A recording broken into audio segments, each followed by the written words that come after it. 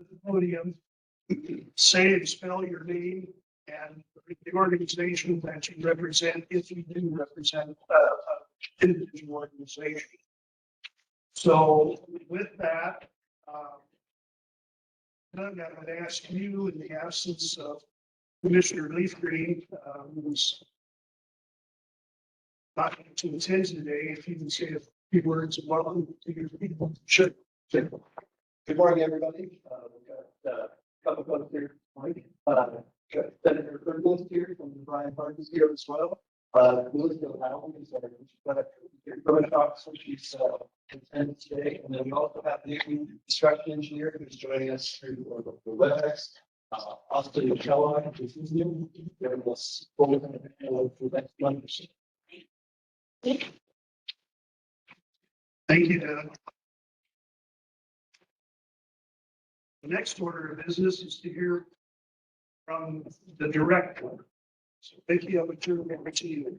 Thank you, Commissioner, and thank you everyone for being with us today. This is the largest crowd we've had since I've been back, and so really happy to be with you today. Thank you for hosting the breakfast this morning and giving us a little bit of extra time to be in the community. It's actually the second time I've been in Western Nebraska and got a chance to meet with some of you this week, and so very much appreciate the comments, appreciate everything that you brought to the table in terms of your needs. Got great cheerleaders that will continue to push your needs in the legislature. Thank you, Senator Erdman, for your leadership over the last 7.5 years and your interest in transportation. It's so important to have our elected officials, and as Senator Hardin gets more involved, have that passion be there. And no matter the tone of that call, or no matter if it's a, hey, I need that, the one thing we can always count on Senator Erdman was that you're engaged. And that means the world to those communities to have a voice in the legislature. So thank you for your partnership and thank you for your support. So I'm looking forward to building a relationship with you. It is important. So when I look at kind of wrapping up, wrapping up the legislative year and how we provide remarks out to communities, I want to make sure that we touch on the things that matter to you. And this year was a big year. This year was a big year for Greater Nebraska in terms of what the DOT was able to accomplish. Anytime we go to do a project, there's going to be impacts from that project. For some of these 4-lane projects, there's more impacts than others. And for our environment, we want to be good stewards, but we want to be able to balance that with making sure we put our money and our resources in the best interest. So LB 1335 was able to strike that balance, and we made a case in the legislature that we felt that the public right of way should be essentially excluded when looking at our state threatened endangered species, because it is a man-made structure. It's for the purpose of transportation and infrastructure. And so the legislature saw fit to agree to that argument. And so we were able to move that bill forward. And thank you for your support from the legislature. We were also able to secure about $70 million, 50 of it as a cash transfer and 20 million of ARPA funds to help fix that gap. As we've talked over the last 1.5 years since I've been back at the department, we talked about what the department should be investing in transportation versus what our current revenue and appropriations are. There's a gap there. And that means that some of the promises that we've made to communities on projects, those years shift based on how much money we have. Just like anybody else, any household, you get less money or the buying power of the dollar is different, you buy less. So that's where we are on transportation. We're buying less. We're going to have to continue that until we see a revenue change. So that $70 million was able to help us fill that gap where we are right now. Commissioners, if you look at the packet, you'll see our annual report in it, as well as a couple other updates based on some of the things we've done. So in the legislature last year, we were able to pass fluoride bonding. So it's a topic that I get questions about almost every national community. But I remind you about the previous thing I said, bonding and financing are not funding. So in order to bond, there is a right place and a right time. And we have to still continue to do so in a fiscally responsible way. That meaning we have to see those opportunities first. That project has to be ready. We have to be able to make sure that we're doing it in a way that community benefits and the state as a whole benefits, meaning it doesn't cost us equivalently more than it would cost us if we were cash flow. We want to see those opportunity costs included. And so, commissioners, as we start to move through and move into the bonding process, we'll add a little bit more to the agenda every time with the idea that over the course of the next year, we will be moving towards our first issuance. So there is no project identified at this point, but there are a lot of scenarios in which we're applying the principles we're learning and what it means to be into a financing. So we're excited there. I would also say that the county bridge match, which has been something that's been important to the NDOT and continues to be important to our local partners, also with the benefit of legislation this last year.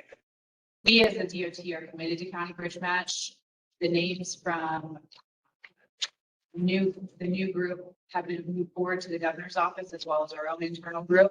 So we would expect to see those names be advertised in the next coming weeks from the governor's office, and then a process set out for project selection and what this new county bridge match program will look like under this new legislation. So also excited about that.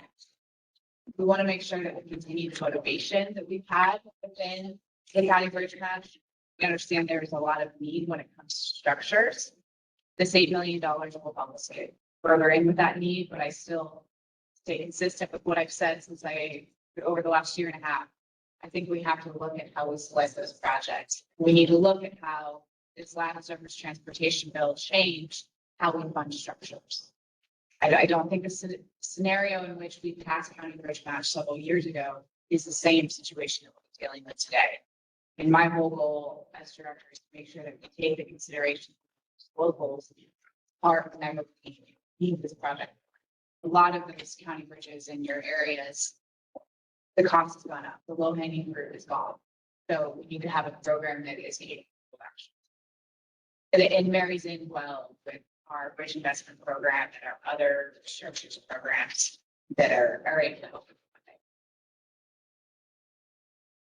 In the same note of local assistance, we've talked a lot over the last year about the federal infrastructure bill and what that means. Last year, we kicked off our inaugural transportation summit, which we brought in 225 locals, as well as our federal partners to talk about transportation investment and what it meant to confidently compete for federal discretionary funds. We continue to push information out to our local and make sure that we can support communities. So we've seen an increase in the total number of communities competing for discretionary funds, which is the goal. We want more people actively leaning in because that's how we're going to get more funding to the state. And so we continue to evolve how we provide support. In this last budget cycle, we were able out of that 70 million to put 2 million aside to really focus on making sure that the best projects, whether they be state or local, get the attention they need and are able to have a quality packet for grant application point. What we're focusing that money on is technical assistance. How do we move from back-end technical assistance on grant agreements to front-end technical assistance? That means capacity. So we're also adding right now, it was like 2 additional staff members to our local assistance division to be able to help those communities and make sure that we continue to lean into those funds. All of this is because the bipartisan infrastructure law changed those direct recipient pieces to now the DOT can't carry all the water. The local governments have to continue to carry their own water over the course of the next 2.5 years and probably in that as we move into the next reauthorization.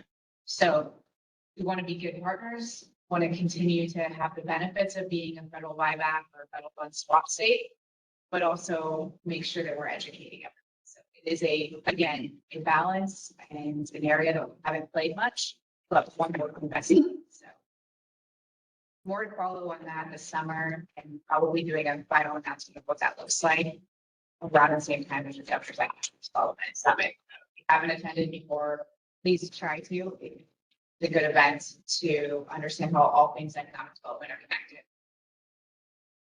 As I said, we've been out in western Nebraska several times over the last year and a half. It's good to see some of you from our trip when we went to Kimball. Transit continues to be a topic that I care passionately about. I don't think it gets the attention that it should. But when you look at transit as a form of mobility, we have 58 providers across the state that provide very needed sort of resources and services for both economic development and quality of life in western Nebraska. We were able to take the governor out to Kimball and show him some of those services in action, because until you've seen them, and we did not plan this, but every stop that we made along the way, there was a transit bus picking someone up and moving someone. So from kindergartners to senior citizens, we're seeing the impacts of public transportation and growing up and there being a need. And I think that's the most important thing. If there wasn't a need, it wouldn't be something that was on my radar. But the need is far outpacing the services. And what we see is when community members step up to meet that need, the need grows. And so lean into your local transit partners, talk to them about what they do, because I think more people that I talk to who do that, more likely they become the impact it has. So, and we know the only actual data point for if a transit organization succeeds is if they have a champion. Done the research, we've looked at it. There's got to be a community champion and local business partners that are going to take advantage of it, really lean into it. So I want to thank Kimball for hosting us over there. We were in Chadron on Tuesday. I want to thank the Chadron community while we're here for sharing their community needs with us as well. We continue to try to get out as much as we possibly can to talk to those. So commissioners, if you have other communities that you want us to be out in and spending time in, please keep feeding those up with us. I will conclude then when we're getting close to the publishing of our which will be next year's program book. So the projects that we will let next year construction as of July 1. And so you have in your packets the bubble map of the projects that we are currently doing. So the one it's a good program. $70 million investment. So looking forward to that and now.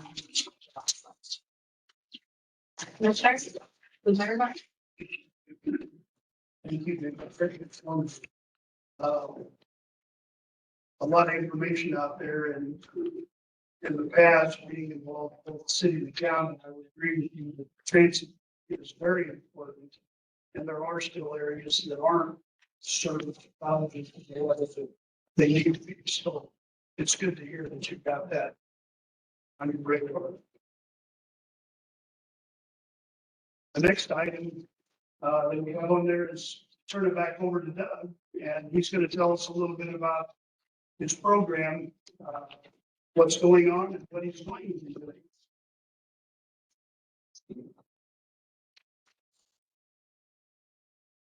All right. Commissioner, good morning and welcome everybody. Today we're going to discuss the District 5 highway program and some of the information that would be useful to you. Will help you to contact District 5, how we actually approach some of the program projects. So first off, welcome to the Panhandle for the first time, or not first time, the first time at this meeting. And welcome back for those of you who have been here. Today, this is what District 5 was. So basically, we're the Panhandle. So we we've got 11 counties. There are, got a breakdown of the mileage of those there. I'll let you read those. One thing I was going to show a little bit later is the importance of some of these and how they kind of interact with what we do as far as planning, as far as how we try to maintain our roadways and scheduling things on those lines that come into play. Got 145 employees scattered throughout those 11 counties, and they'll be responsible. We'll talk about that too. They'll be responsible for the construction, maintenance, the upkeep of the roadways, things along those lines.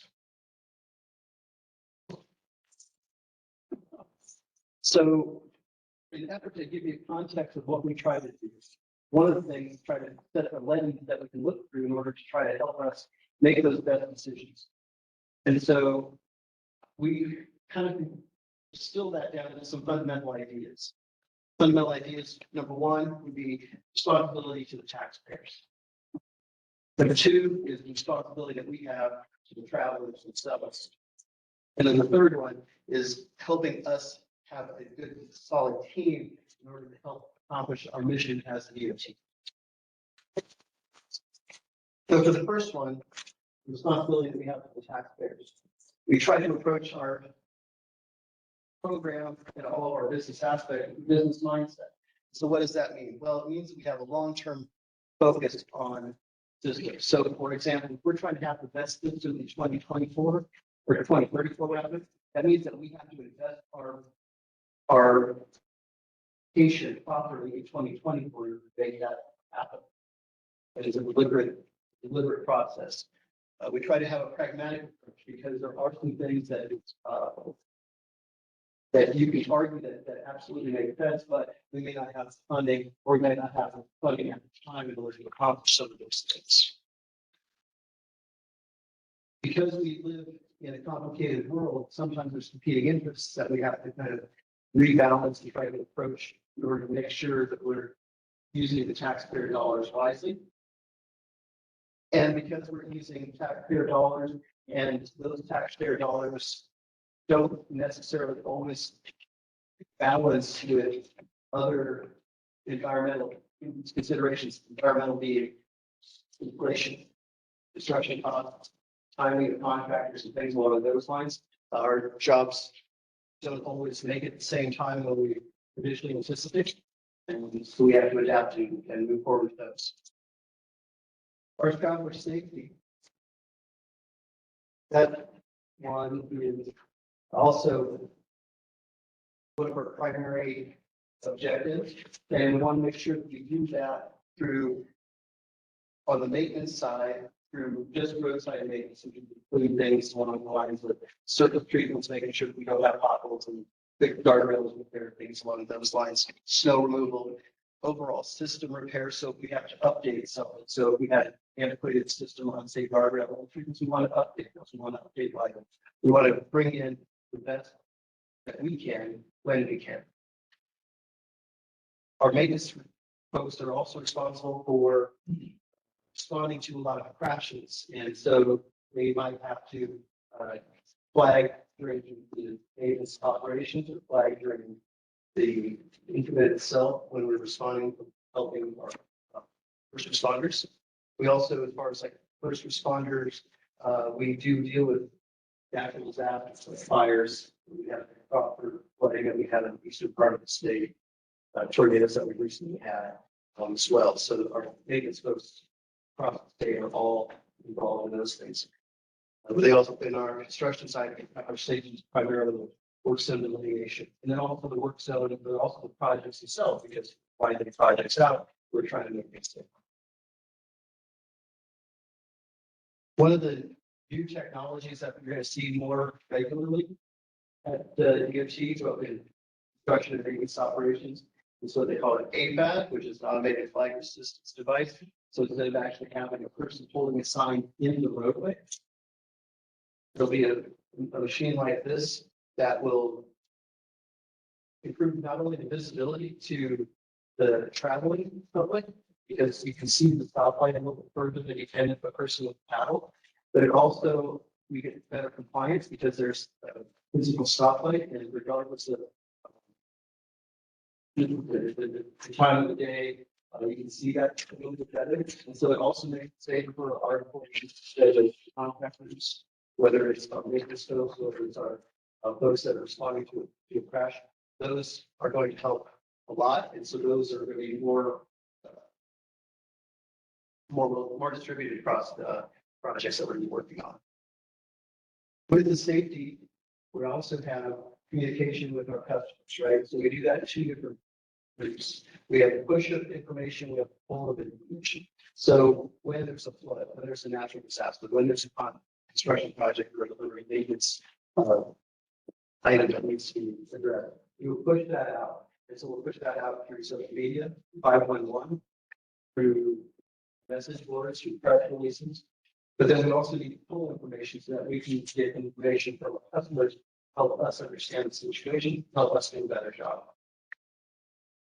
Public meetings like today's, public hearings for projects, contact us, website, submittals, things like that, help us understand what's going on in our world and help the people provide better information to us. To move our business forward, like I mentioned earlier, we have 145 folks in the department, District 5 area. We suffer some of the same challenges that a lot of other businesses. There's change in demographics. There's people that are retiring. Our influx doesn't always necessarily match what we have with folks going out. We have challenges trying to find people who are interested in working for the DOT, where there's other businesses out there that are maybe similar industry, but maybe paying more. But we also have to, we have training and turnover considerations that we have to contend with. But despite all of those challenges, we also have to, it's our responsibility to produce the products. It's our responsibility to provide products. And so we try to make sure that we have a resilient workforce that understands why we do what we do, the importance of the department's mission, so that they can know why they're there, know why they come to work the next day. So with that as the basis of understanding, we're going to go through some of the construction projects. So this is the current season. This is what we're going to be undertaking right now. The projects, this one on Highway 2, this one over here on Highway 2 is very good. It's currently being paved. Likewise with this section here north of Scotts Bluff is getting resurfaced. These are going to be resurfaced soon. This project is currently, I think they've almost finished with all the bridge work. We do have some interstate projects. If you guys have been here for the last several meetings, you know that we've been doing a lot of interstate construction since basically 2013. And we figured that 2013 to 2023, 2024, we got it done. It has been almost 100 miles of full interstate construction. So we'll have to find the throws of that. One of the other projects that is potentially of interest would be the variable speed advisory signs.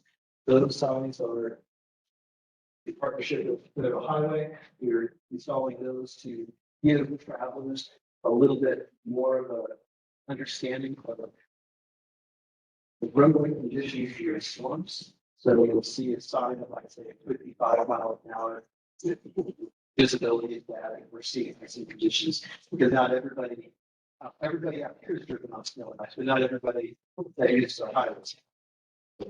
We're installing those. And then the District 5 TMS boards, those are changeable message boards that give travelers information as to could be anything from, road work ahead, road closure information, typically pushing information to the travelers so that way they can make their adjustments. So the 25 and beyond, this is going to be what Vicki had mentioned with regard to the upfront program book.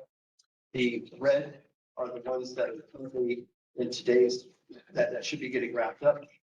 And if you finish in this summer, the blue ones are ones that are identified for projects that will be going through the next 5 years. So we've got a considerable amount in Sheridan County. We've got a lot on the existing expressway. We've got the section from Minutair to 385, the section along Highway 30, all of those in the 385 corridor of the city.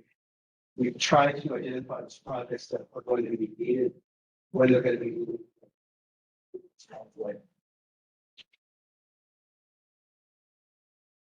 So this shows the fiscal, this is like this year's program. So the project that you saw earlier totaled to about $40 million, $41 million.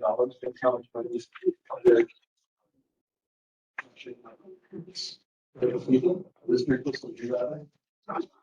The numbers down here indicate basically what the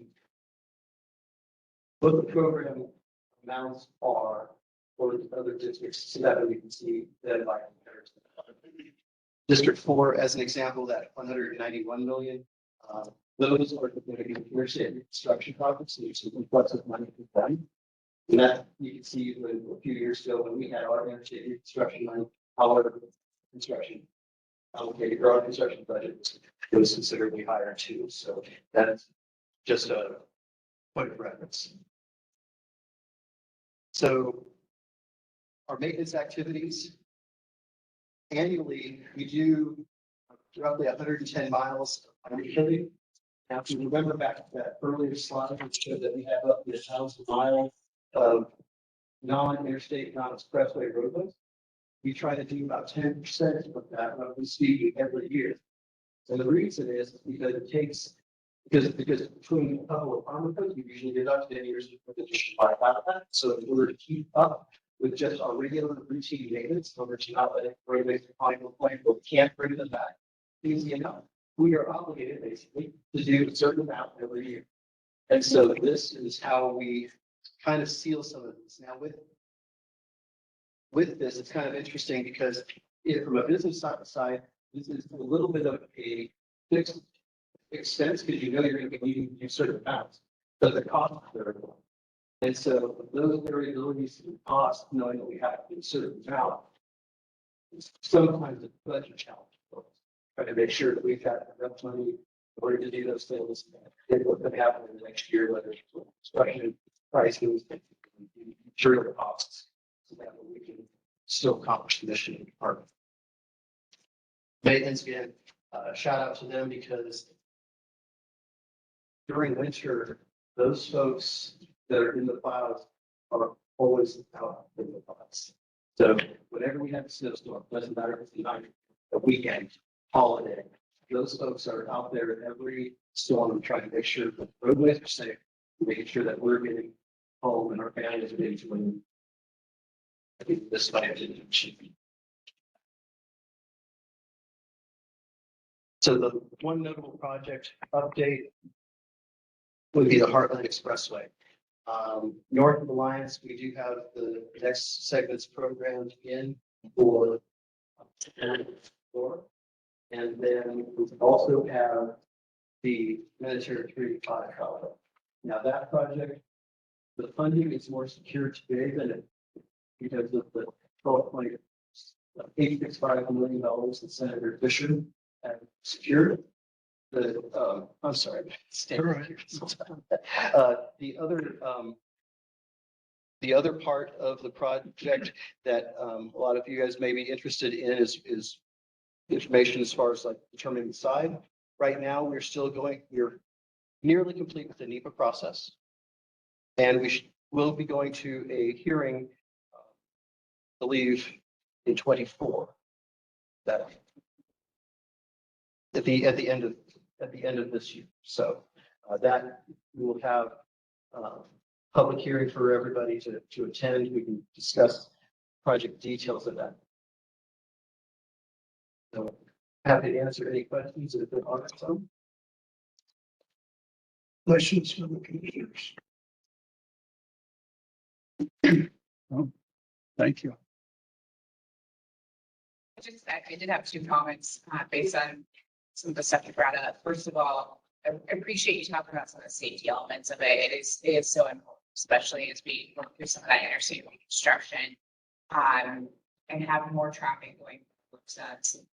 Most of the commissioners, you'll remember that we did lose 2 individuals to that last year. Iowa DOT had a fatality again this week, so on I-80. So continues to be something that plagues our industry. And as we do more and more work under traffic and high volume areas, it's more important to talk every day about safety and the challenging situations that we face every day. So thank you for your attention on safety. Also, I know that we've done a lot in that same world of how we manage the first responders. So I know you're hosting a TIM event on June 15th. So thank you for continuing to lean in on our traffic incident management strategies and how we continue to, as a DOT, work with our local law enforcement on how we manage any disruptions. So excited for that event. Yes, both, with regard to the APAS that I showed there, there's more distracted drivers. That's not a surprise to anyone. If there's young drivers that have never known a life without a cell phone, and to be able to just hop on there, I'm just going to look for a little bit. Getting our folks off of the roadway is really important because it is a very real concern. I've worked on the highway since the early 1990s as an inspector and then as out here in the field in the district, and it can really be dangerous. The TIM meeting, yeah, that's a partnership that we in the department globally, statewide, have worked with locals primarily along the interstate corridor, but here out in the Panhandle, we've also included the expressway. And it is a partnership with first responders, not just law enforcement, but also fire and rescue. And in the idea being that if we practice well, then when the time comes, we'll know what to do. And so the exercise that Vicki is referencing is a live action situation where there will be partners from law enforcement, from the DOT, from fire, and from the medical folks. With a mock-up event going on in as real a situation as we can. And in that way, we can actually point out best practices. So that way, if something like that were to happen again, you aren't trying to figure it out when it's actually happening. And it's as close to a real event as we can.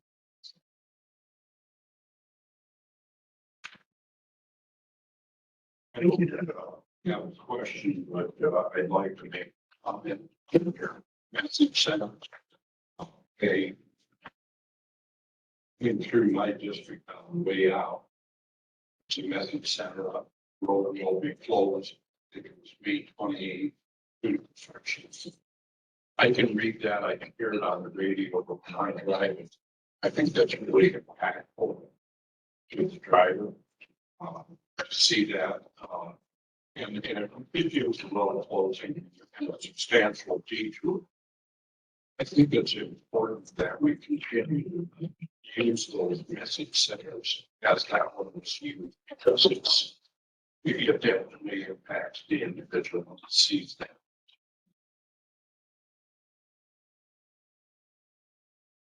Thank you, Doug. Very informative. It sounds like we got busy construction season.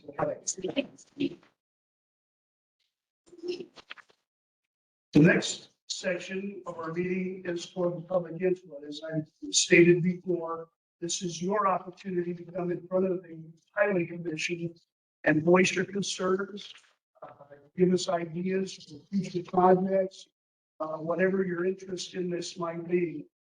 Again, I would ask that if you do care to speak, if you would come to the podium, spell your first and last name, and also identify the organization that you may be representing, or if you're just an individual who wants to come up and address the commission, that's great too.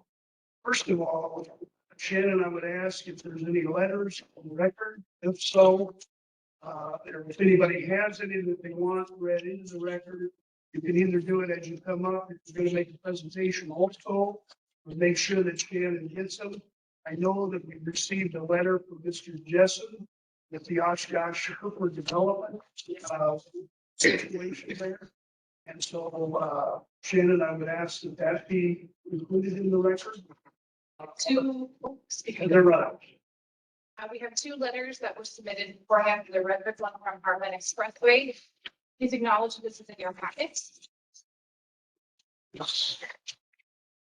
And the second one from Oshkosh Hooper Development, Terry Jessen. Yes.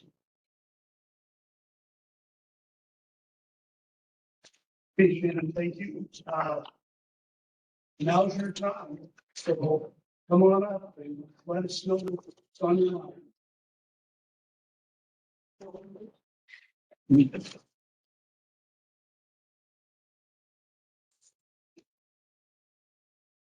Good morning. My name is Rich Flores, RICHFLORES. And I'm Chairman of the Board of Commissioners for Kimball County. First of all, thanks for being, it means a lot to the office. You're going to hear testimony or comments from several folks as to why the Heartland Express should be completed from I-80 at Kimball south to the Colorado state line. We as Kimball County Commissioners support the completion as well. Some of the factors to consider are economic impact, improved transportation of goods from to and from market, anticipated growth in the area, and of course, safety for the traveling commerce and public. With the expansion of Clean Harbors, doubling their operation and more than doubling their workforce, we will see a greater amount of traffic than ever before. The entrance to this facility will see a huge increase in traffic, which creates a big safety concern. The entrance to their facility, I'm sure you'll hear from them later about how that affects their business and safety. We also will soon see the Air Force activity in the area revamping the ICBM missile system to the Sentinel missile system. They intend to build a workforce hub in Kimball that will have 3,000 beds in. The activity is expected to last for many years, and of course, with that comes transportation challenges. Farming is another thing that also has trucking issues. They need to get to the fields and with their equipment, and of course, get their product to market. The trucking south of Kimball is a concern with only having a 2-lane highway. Being in contact with some of the local farmers, they have experienced their concerns as well and are willing to write letters of support and concern for the completion of this highway. Again, I urge you to take a hard look at the true needs and opportunities and concerns for completion of this highway. And I do have a couple of letters of support. Thank you. Thank you.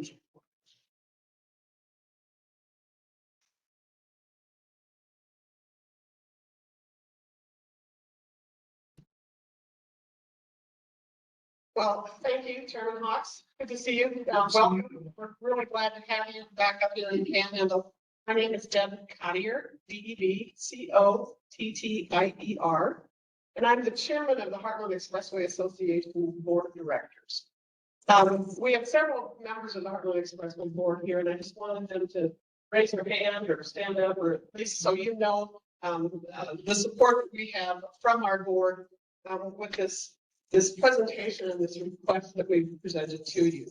The Heartland Expressway Association is mostly about promoting two things: safety and commerce. We want safe, modern roadways for our residents, for our visitors, and our customers. We want the ag community and the industrial community and the traveling community to have equal access to a road system that works for everyone. And we also know the DOT wants those same things. We also want accessibility to conducting commerce. Economic development is a huge part of the equation for us, and it's really the end game as an economic developer, which I do for my real job. We want the communities along the route to thrive and prosper, and in sparsely populated portions of the state, it's sometimes difficult to compare our needs with those of Omaha or Lincoln, let alone South Sioux City or Kearney or even Sydney for that matter. By nature, the geography, we are further away from the population concentrations and extremely rural, and many of our destinations are even in other states. Finally, we want to be able to continue to feed and fuel the United States. And a very large amount of the commodities coming through Western Nebraska annually come through the Heartland Expressway route. Our largest trading partners are Canada and Mexico. The Heartland Expressway, with its connections to the Theodore Roosevelt Expressway and the Fort St. Plains Expressway on either side, can continue to grow the GDP and provide jobs and build communities. We will continue to advocate for segments of the route to be improved and connected until the entire route from Mexico to Canada is finished. You will hear in a minute or two from the Ports to Plains staff person who has been on board with us from day one, assisting in providing some information. An additional item that I believe Shannon was able to put in your packets was the Heartland Expressway corridor impacts and the kinds of goods and traffic that's coming across that corridor. We are here specifically today to talk about the need for the Nebraska Department of Transportation to focus on and perhaps re-examine the route from Nebraska 71 south of I-80 at Kimball. We hope to start that conversation today. The letter you have in your packet provides a brief rationale for why we have been committed to this long-term process for over 30 years. And we will continue to do that until, again, we see the paving done from Mexico to Canada. I want to thank you for the opportunity to speak with you face to face. And again, thank you for coming to Western Nebraska. We do have a member in the audience who's got a little bit of a time crunch. So I'm going to ask if you would allow him to come speak next. Paul Whiting has been with Twin Harbors and is the go-to guy to ask questions about what they are doing. And really the reason we have been in contact with DOT the last year or so in anticipation of a huge project that they've been working on for a number of years. So we would. Thank you, Deb. And as Vicki mentioned before, everything for everybody or project needs an advocate. And I know that you've been involved with this a long time, and I've said Lonnie several times on this. Thank you for that introduction. I'm with Clean Harbors. My name is WHITING. I'm Executive Vice President of Facilities Engineering for Clean Harbors. I'll try to tone down my Boston accent so everyone can understand me well here. Clean Harbors operates currently a 50,000 ton per year thermal treatment plant 5 miles south on 71.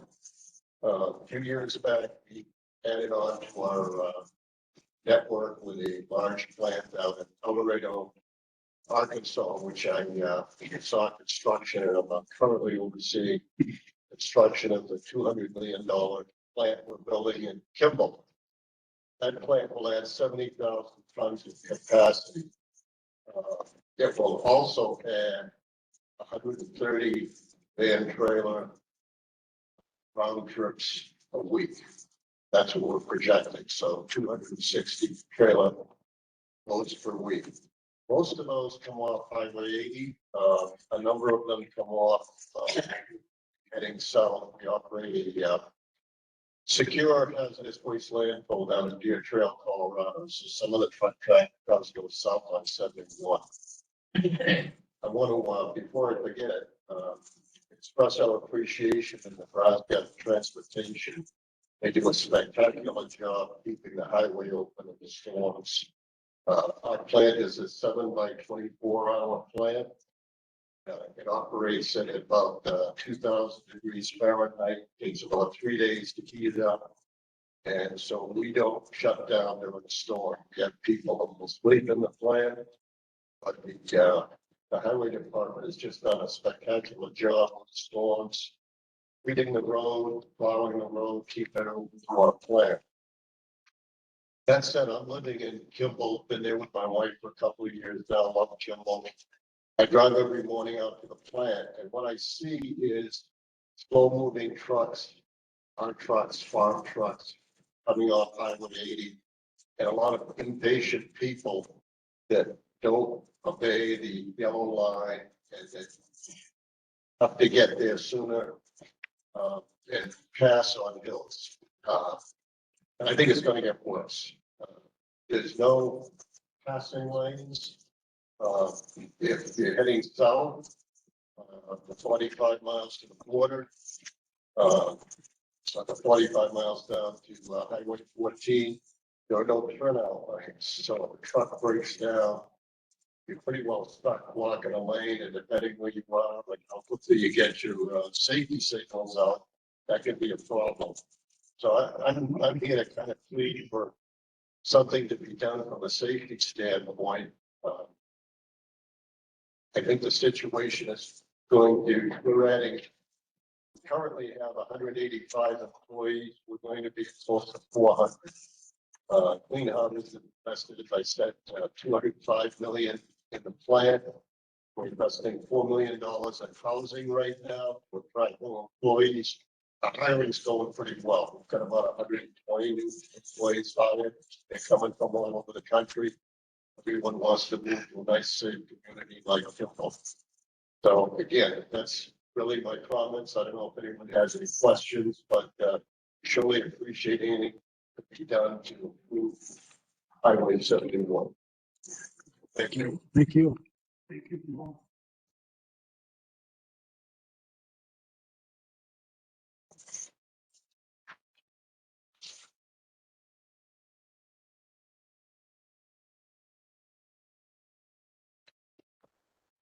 Thank you for the opportunity to be here. My name is Joe Kiley, Joekiely. I'm Vice President of Operations from the Ports Plains Alliance. Kind of put that organization in connection with Heartland Expressway. We began as the Ports Plains Trade Corridor with the high priority corridor from Laredo, Texas, up to Denver, Colorado.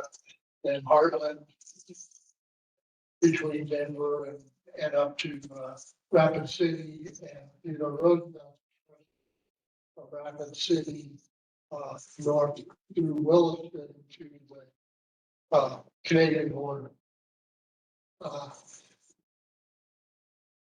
We formed the alliance in 2009, and it was particularly to be able to provide some technical assistance to all of them, but especially at the federal level. We have a lobbyist that works for us in Washington, D.C. We have a lobbyist that works with state legislators when needed. And so we promote those kinds of things. What I'm really here to talk to you about today is exactly what you just heard. That's the condition of the highway in Colorado. Colorado has historically not been really good about looking and planning and doing anything on that highway. But in their latest 10-year plan, they have $200 million for State Highway 71 improvements that have gone on. We have submitted a congressionally designated spending project to Senate and Hickenlooper with the support of the DOT to do that, to make some improvements. And we've definitely pointed out the potential impacts of these matters. So lots of things happen along this border. In Texas and New Mexico, Congress granted those parts of the border to future interstate. Texas Department of Transportation is releasing on the 24th this month strategy and implementation plan to complete that interstate in the next 20 years. So we're pretty excited about that. Thank you for the opportunity. Thank you. Thank you.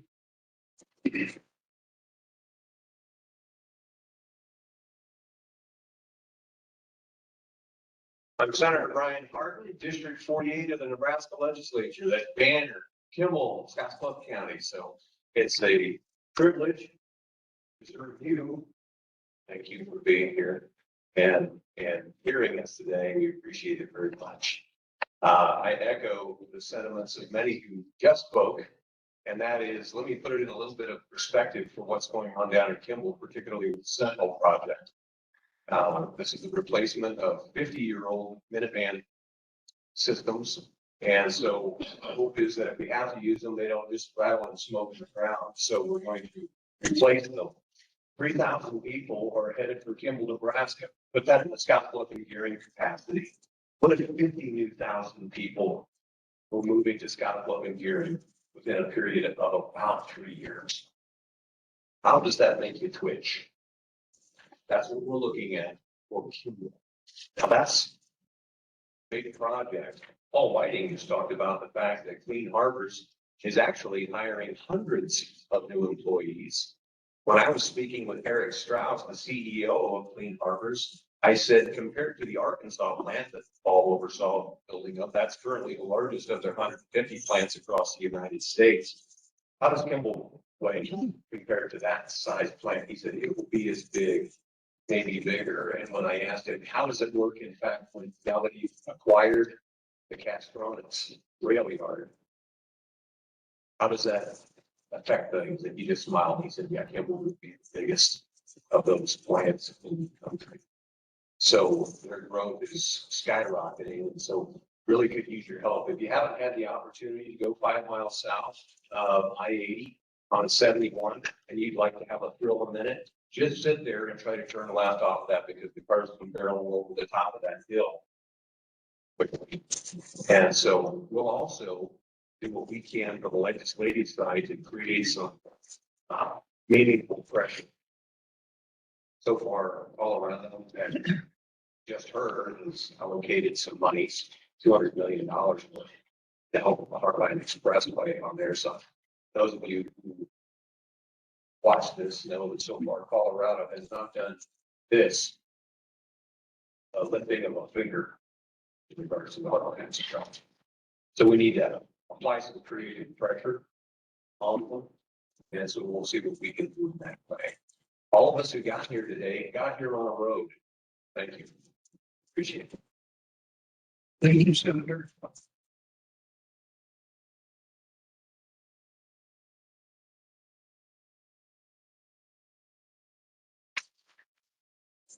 John Morrison, JOHNMORRISON. I'm mayor of Kimball.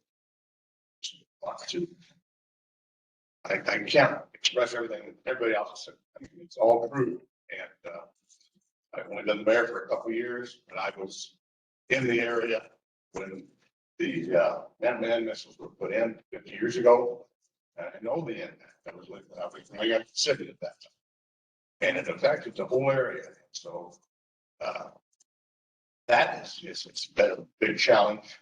And again, the better challenge that I've had is Lake Harbor. They're really permanent people town. And so the things we do for them will be permanent. And so we do need the help. They do need the help on Highway 71, but we'll also need some help on the East Highway 30. I worked 5 years out at Castronics. It was oil pipe threading company. And at our peak during the oil field when they were doing the fracking up in Dakota, we had over 100 trucks going out in and out of our business at that time. And we had several near accidents. So with Clean Harbors putting a rail spur out there, they're going to have approximately the same amount of. So we're also going to have to deal with that. We have a lot of projects that we need and a lot of challenges that we need help to get. Thank you. Thank you. Thank you, John.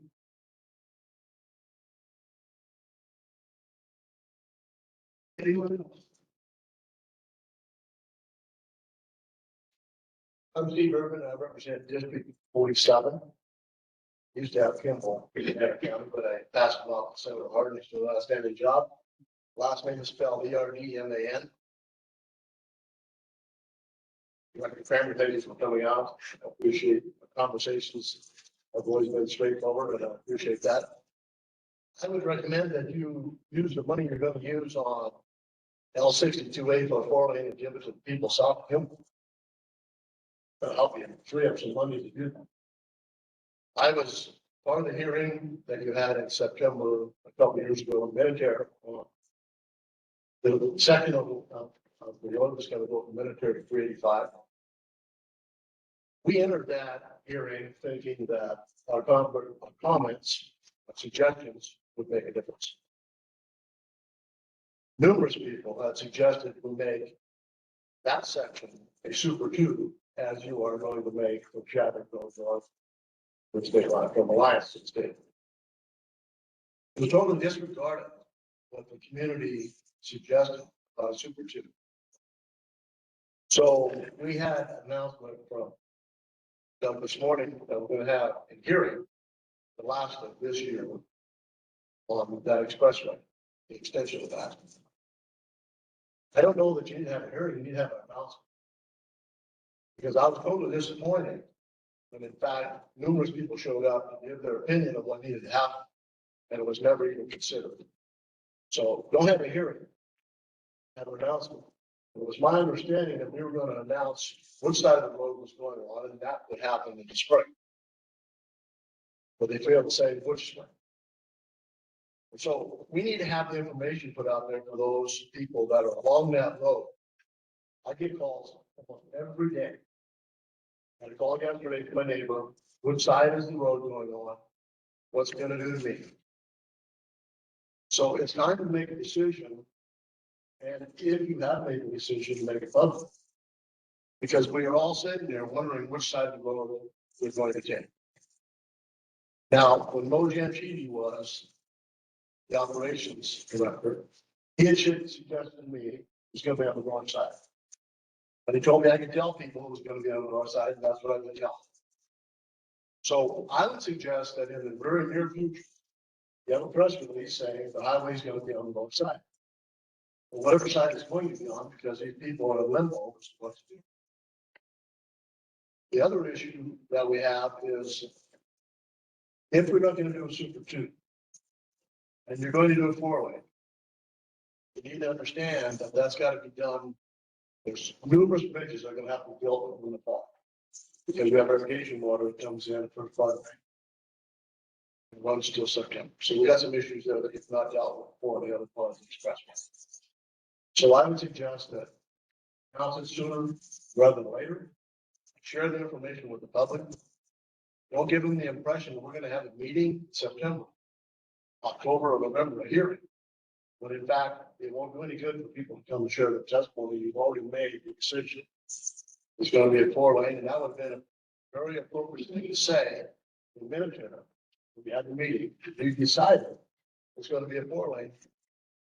Here's the map, take a look at it. That wasn't the impression that we got. So I do appreciate the fact that it came out all this way to the western part of the state. It's the best part of the state. Most conservative part of the state. And as you've seen, when Doug had a slide up there, 11 counties, only 5% of the total population. So the farther away you get from Lincoln, it's the harder it is to get things done. So I encourage you to help us understand what the needs are, what the concern of the citizens are. And it's going to be a situation where it's going to disrupt a lot of people's lives for a long time. But I may have said that in jest about taking the money from Cal 62A and putting it south of Kimball. But I'm serious about that. That project south of Kimball needs to be done. Clean Harbors is an outstanding company. And I can tell you that when they increase truck traffic, and we're going to get there, it's going to be far more dangerous. I believe the need is probably greater there than it is going by my place on 62A. So I appreciate that. I would also ask if you have an opinion or a announcement on the turning lane, the upload plant, Bridgeport, that would be helpful. So those are my comments, and you can contact me later, but I appreciate you being here. Thank you. Thank you, Senator.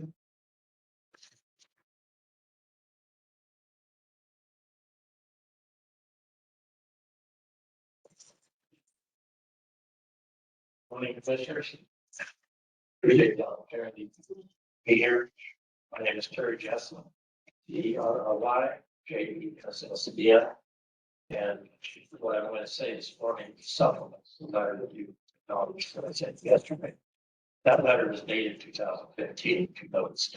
So I've been asking since 2015 for a turning lane traffic for safety at Shedford. That facility was built. It was built in about 1970. And that Sashka Street Yard was a seasonal operation. That operation had up to 12,000 head of cattle. On a seasonal basis, they had 12 employees.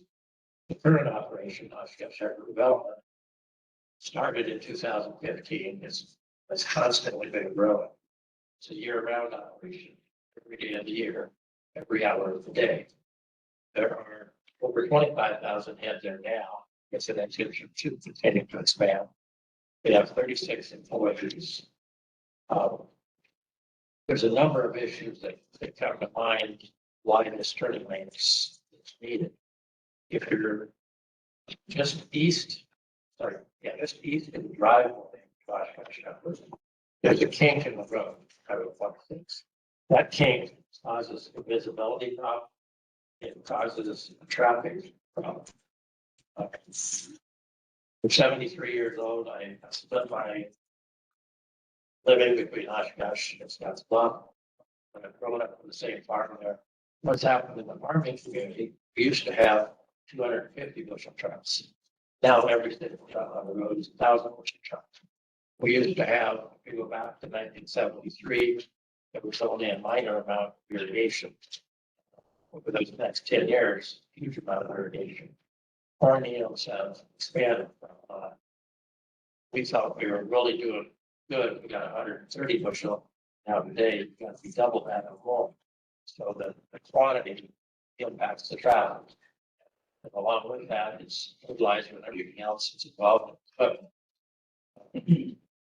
What I observe as I drive, Oshkosh, Bridgeport, and Gary, are transportation locations. Each one of those has a turning lane.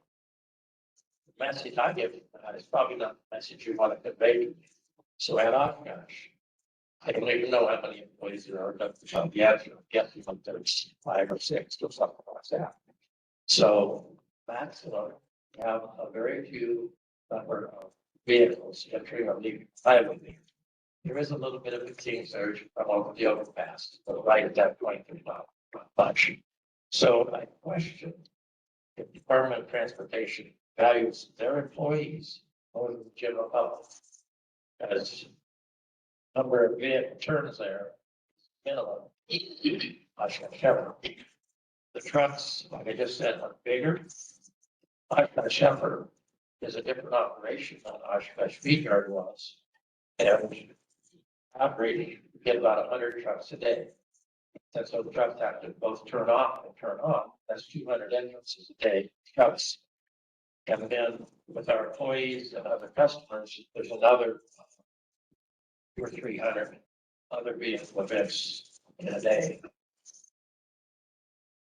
So there's more cows, more feed, more trucks. Last fall, I was eastbound, coming towards Oshkosh Shepherd. I had followed, there was a silage semi in front of me.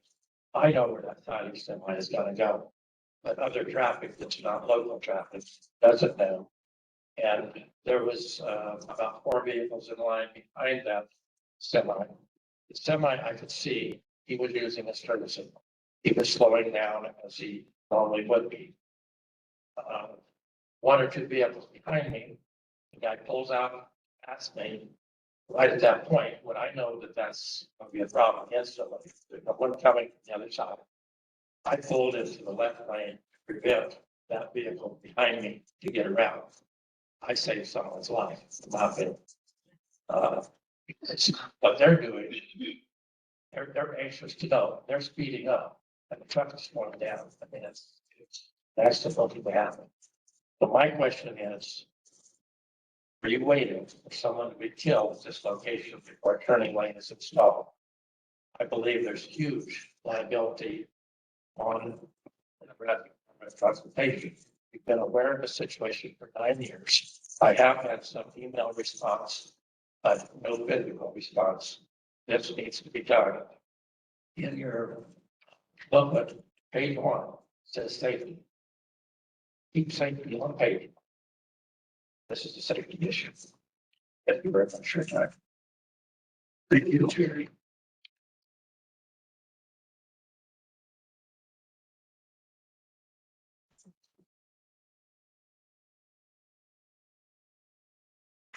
Anyone else?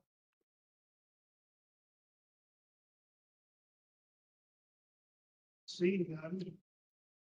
We'll move on our agenda And the next thing is work from the chair, and I guess the biggest remark I would like to make is that we as a commission truly appreciate the turnout that we've had today, because this is your way of getting word to us on what the needs and wants are out there, and also filling us in on some of the developments in a particular area that we may not be aware of throughout the state. And so we truly appreciate the attendance that we've had today. We appreciate everybody taking out their time, because I know everybody's busy also, to come in and voice your concerns to the highway commission. So again, I appreciate that. I'd also like to say thank you to the city of Gary for allowing us to use this beautiful facility. I'd like to say thank you to Shannon for coordinating and getting everything set up. And I just think that Doug and his staff, as we heard from several of you here, we also want to thank you, because apparently you're doing a darn good job out there for, people. And that's what it's really all about. So with that, I guess we move on. Public meetings calendar. The next scheduled meeting is August 23rd, 2024 at 8:30 a.m. for the Highway Commission in Lincoln, Nebraska at the NTOT Central Complex headquarters. Any other comments from the commission? Mr. Chairman, I'd like to make a comment. As you know, last meeting we met in Norfolk, Nebraska, and one of the topics on the agenda at that meeting was the expressway and Highway 275. They had held a meeting in the Pilger area and reviewed the design that was there. And I just want the commissioners to know that I received a call from a Madison County commissioner who had been contacted by various individuals who were not pleased with the proposed design dealing with the J-turns. And that following the meeting that was held in Pilger, the Wisner-Pilger area, the department did go back, re-examine that design, and sent letters out to individuals, including that Madison County commissioner, advising that they had listened to what those complaints or concerns were and did change the design with respect to the J-turns. And so, Director, I'd like to commend you publicly and your staff for having those meetings. I know that we had calls from individuals after the meeting, and you held a separate meeting with those individuals to listen to their concerns. And so thank you for addressing that with them. Thank you. We'll have a longer involvement. Thanks. Anything else? Anything else from the audience? Hey, gentlemen in the back. I can't hear you, but I see you. Yeah. My name's Jay Weistermer, Alliance. You usually have your meetings here in Scotts Bluff, hearing area. I thought bring one of the Panhandle, the northern part of the Panhandle, around Alliance and Shadowborn, Valentine, the other parts of the state. Can hear you guys, and they have a little more expression. They might not be as courteous as these people, but they still would welcome those arms. It's 45 miles there, probably there. Brings us with his presence. And we have West Side Vet Center and Beach Driver. I mean, it's difficult. But it would be nice to have you up in our area and more discussion on the heartland. Thank you. I do appreciate that, sir. I actually wasn't shadowing the governor and our team on Tuesday. So we met with the city as well as the county, and we're able to talk through the third transportation piece. So I didn't have the whole commission, but we were up in shadowing. Well, you guys get on Highway 2 outside of Lincoln, follow it through the sand hills. It's coming to our part of the country instead of flying or driving the city all the way through. You'll visit our little sand hills towns, and you probably get a lot of picture opportunities and stuff like that. Thank you. Thank you, Jay. If there's nothing else, I'm sorry. Nothing else to come in front of the commission, I would adjourn the meeting. Well, I want to make a motion to have a microphone next time. Yeah. That's all. That's right.